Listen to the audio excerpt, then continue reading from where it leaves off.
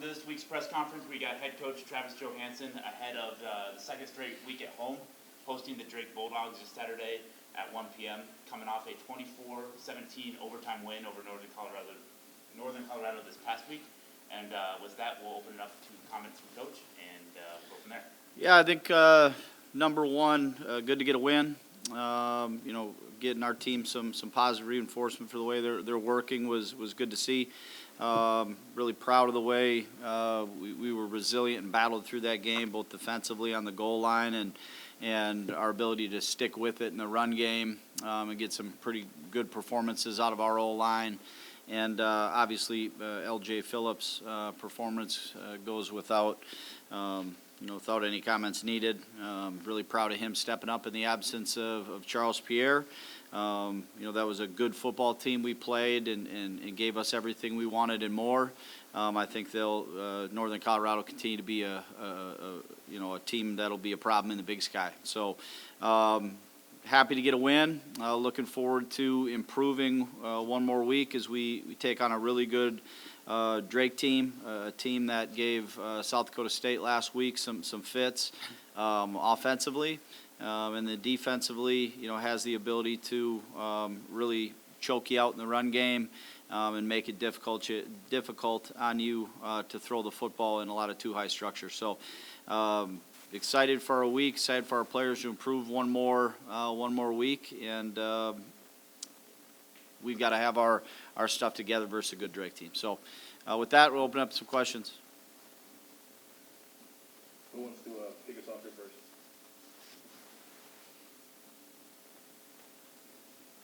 Yeah, Jake, go ahead. All right, Trey, we talked a little bit afterward, but just what specifically did you feel like you stepped forward in last week? I hate to be so vanilla, but just overall execution. I think we didn't do the things that hurt ourselves. Really liked the way we performed. Outside of the field goal misses.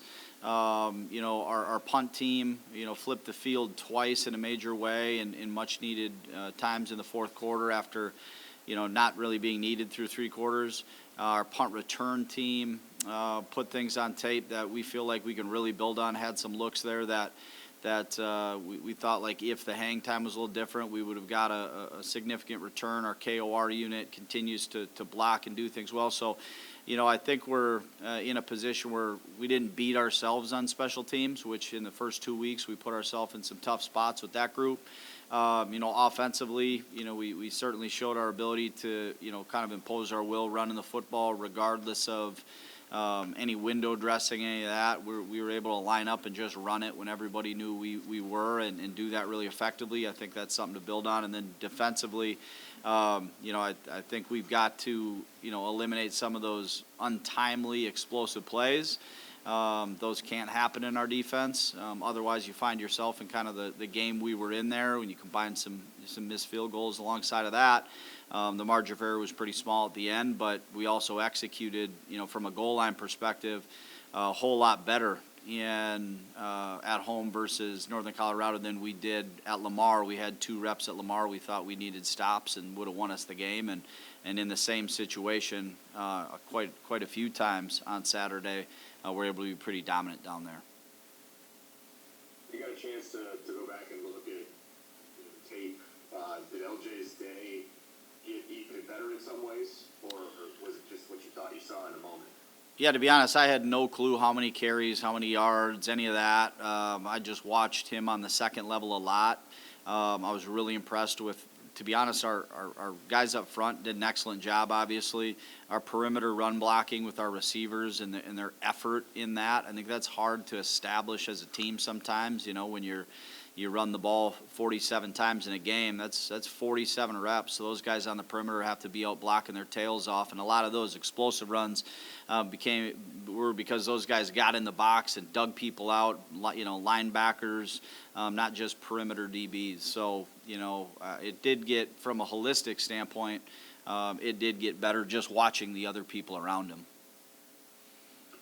As far as Drake goes, what impressed you most about, what they were able to do at South Dakota State last weekend, just especially given the fact that they were starting the game with their second quarterback and ended up on their third quarterback? They schemed them up pretty good. I mean, they really did. You know, that first drive, they went right down the field and had people cut loose and unidentified and,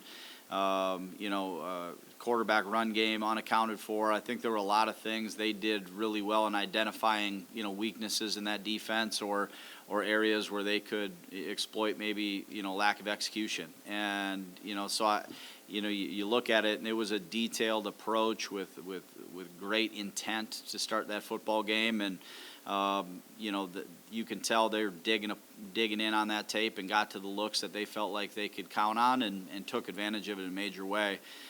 Quite a bit in that game. I really got a lot of respect for how they went about it offensively, particularly, going through, 2 and 3 quarterbacks and not having a drop off. So to score 21 points last week versus a good defense, is really something to say.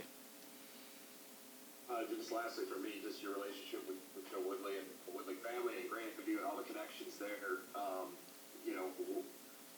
certainly brings a unique layer to this game. Yeah, it's unique for me. Joe's like family to me. That whole group is. Certainly in that era of my life was such a positive experience. Really galvanized. My belief in all the things I believe in football, just from a coaching perspective. It's always been about people with them and do it the right way. So I got a ton of respect for Joe and Coach Mike and that whole family, his brothers. Everybody are just great people that believe in the same things, and we're so like-minded. It's going to be unique on Saturday competing against each other for the first time, but I wouldn't want to do it against anybody else, and certainly he's going to want to run it up on us just as much as the opposite. All right, Trev, thanks. Appreciate it, Jay. Good. Go ahead, Alex. Yeah, Coach, just one thing for me today. Obviously, you guys ran the football very well last Saturday, only 99 passing yards. What do you think it's going to take to kind of get Aiden and the receiving core going? Yeah, I think the game kind of dictated those 99 yards. Honestly, it certainly wasn't anything that had to do with his play. The reality is we felt very good about our ability to run the football as that game went on, and we were going to make them prove that they could stop it. And that wasn't the case on Saturday, so we continued in that manner. Aiden, as far as Aiden goes in the receiving core, I have incredible confidence in that group, and would have loved to get down the field more with Lorenzo. We saw his ability to go up and play in the vertical passing game. We do need to make some catches there down the stretch and continue to throw with accuracy with our feet set in the pocket as far as Aiden goes. But we weren't going to make that a throw the ball around the yard game. We were going to win it and do the things necessary to win. We've just got to continue to improve that way, and we need the same things out of Aiden this week as we did last week. And you don't see it a lot outside looking in, but he manages every aspect of that offense every step of the way. He's Coach Morrison on the field as far as everything we want to do in every play, managing the clock, managing the call, getting people set. Without a guy who's doing that at a high level, we don't win the football game. It's simple as that. And so, I'm really happy with his performance and our receivers' performance. It isn't all about just throwing and catching the football for us. Thanks, Coach. You bet. Go ahead, Zach. Hey, Coach. Talked a lot about LJ, but I guess moving forward, how important will it be to have at least a second running back as well emerge? I imagine if you give him that many carries over the course of the season, he might not last the course of the season. Yeah, 35 carries is more than, I don't know the last guy that, I certainly haven't seen 35 carries in a game since I've been here. Reed Watkins' ability to step up and take on a bigger role, he's ready for that. Carson Fletcher, a true freshman who's doing multiple things, special teams and in the backfield, has been really good for us in camp and a ton of room to grow. We're going to see him improve all year. Those three guys are going to have to carry the load for us, and their ability to do that is there. how we design around them is going to be important. And, we found a way to get other guys carrying the football too. Tennell Bryant is a explosive athlete for us. We'll find a way to continue to get him the football. And then extending our run game through some more quick passing game too. I think we've got confidence in doing that along the way. So you're right. We can't give LJ 40 carries a game and think Missouri Valley isn't gonna put him on the shelf for a week. We certainly know that, and we're very confident in those other guys, just like we were with LJ stepping in the role for Charles. Last thing for me, obviously, your conference play is ahead after this game, and especially the opener up at NDSU. I know you want a complete game, a complete kind of effort every game, but how important is it to end non-conference, especially on a really good note, and give yourself some momentum as you head into the Valley? To be honest, I haven't given that much thought, Zach. That schedule will be there when it's there. We're so stuck in week to week right now. We're stuck in day to day, minute to minute. I know it's the Coach PG answer, but it's the reality of it. We can't focus on anything outside of the next 8 hours in our building right now and practice and watching the tape. Like, this is a team we have to improve it every single second until we're done playing. That's going to be the story of this team. That's going to be the story of this staff, is our ability to improve week after week. And what's waiting for us in the Valley in week 4, 5, 6, I don't know. I know we better get better from Northern Colorado if we feel like we're going to beat Drake. We saw what they can do. They play their best football. Our hands are full, and if we focus on anything outside of that, we'll get beat on Saturday. And so, the Valley will be there. It always is. But would we like to finish the non-conference really well and executing? Absolutely, but only because it's our next performance, and even after that, we'll be talking about the same things. Thank you.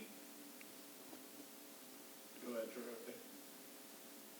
Hey, Coach, what have you seen from Drake's secondary on film so far, and just how does that influence the game plan this weekend and the passing department especially? Yeah, I mean, that's a defense that's going to make you earn it in the passing game. They're going to stay too high the majority of what they're doing. They've got skilled, smart players that play really hard. They play really hard, tough, physical brand of football. They get off blocks well.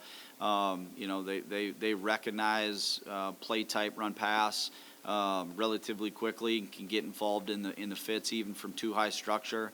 When they need to, they'll put a guy down in that box, and they have their safeties in particular have a linebacker skill set that can play really physical, and they're smart enough on the back end to keep leverage vertically and horizontally to stay in position to defend concepts and routes and know what they're doing. So got a lot of respect for how they do it. We believe in a lot of the same things that way. They're not going to do what we saw last week and play cover one and man you up and travel around the field with you.